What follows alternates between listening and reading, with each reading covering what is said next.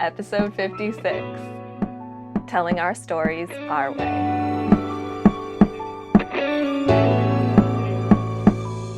Hey Magical Misfits, it's Kaidain Ivy and welcome back to Atonement for Me. So lately I have been on a little bit of a journey of discovery with some of my friends. Well, obviously online because we're still in COVID and we're pre-recording this, so right now we're dealing with restrictions. A lot of us don't really realize how much representation means to us. And growing up, all I had of my culture was what I could read in books in the local library. And those books weren't necessarily written by people from the Philippines. A lot of them were scholars, and they had a more tour guide approach to this is an overview. And it's very generalized, and it's very stereotyped, and very flat. So if that's all the representation you have, you just have this little sheet of trivia almost. You don't have the heart or the soul or the depth or anything that is rooted in it. It's very clinical in a way. And I didn't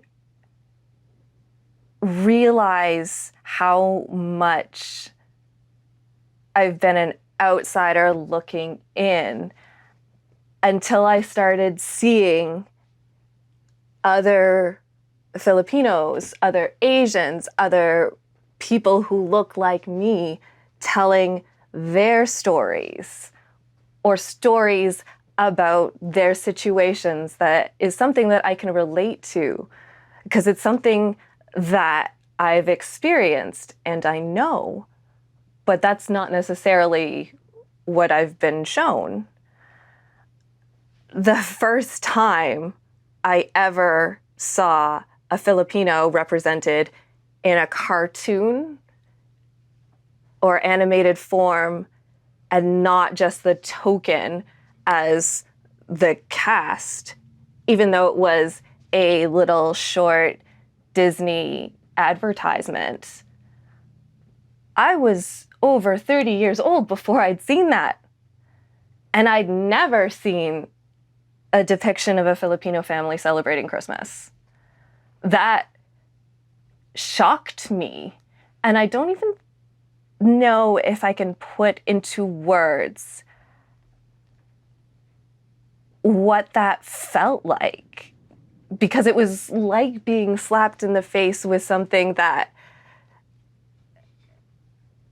like the moment in Wizard of Oz when Dorothy opens the door and things are in Technicolor instead of black and white, you're shown so many more dimensions of something that had only ever been a certain way. And that was moving, that was magical, that was heartwarming, that was joyous. Those are all things that we all experience. Those are universal emotions, so they should be available to everybody to be able to partake in that, to be able to see that. This is the first Christmas that I've heard Filipino pop Christmas songs. All these little things that I get to discover for the first time is magical. And I know I've talked a lot about issues that I've had with sharing things online and exploring things online, but it has given me such a window to explore and not feel so alone or invisible. And I feel like a lot of other people have been able to have similar experiences. It's like being given permission to be yourself after having your entire life trying to fit in a specific mold, and then suddenly you find out you're not supposed to fit into that mold. And that's because that's the way you are, and that's good, and that's okay. The first time I heard a Filipino song that was proudly Filipino and about Filipinos and for Filipino people, the first thing I did was shut it off because I was scared. I'd never heard anybody be that proud of being somebody like me before. I'd never seen somebody with that confidence, that conviction. And I've talked before about how I never had to come out about my sexuality, but I did have to come out about my cultural identity. It's a choice to make, to embrace it. And it's okay.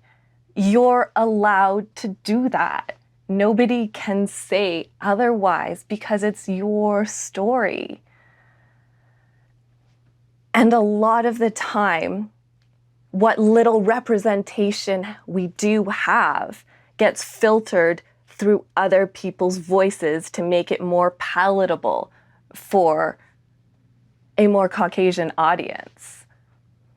And that's not fair on us either, because we've been denied, and suddenly we've gotten to a point where, you know what, we can show who we are.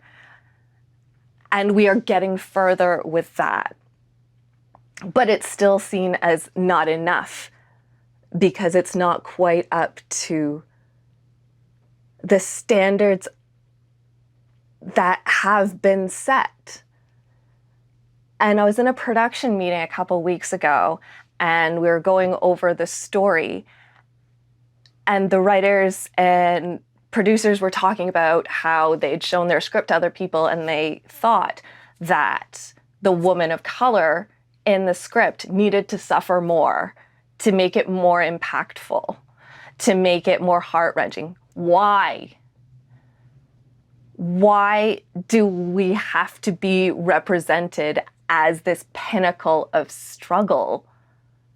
Why can't we just be depicted as having lives, just being, just there because we are naturally there? We exist, we're all around, and yet we're not shown. Our stories aren't shown, our images aren't shown, our cultures aren't shown. They all have to be whitewashed. They all have to be a compilation of pain and struggle so that we've earned it. We've clawed from the bottom to have that little Cinderella moment, that look how much that they got over just to get here. But that's not expected of them, only of us to prove that we are worthy of having that representation. So while representation can open so many doors, remember that representation doesn't have to come from the Caucasian world and their standards and their views. It can come from us, from our voices, from our point of views, from our friends, our families, our cultures. Because we're here and we deserve to be represented and not just filtered. And that's just the tea.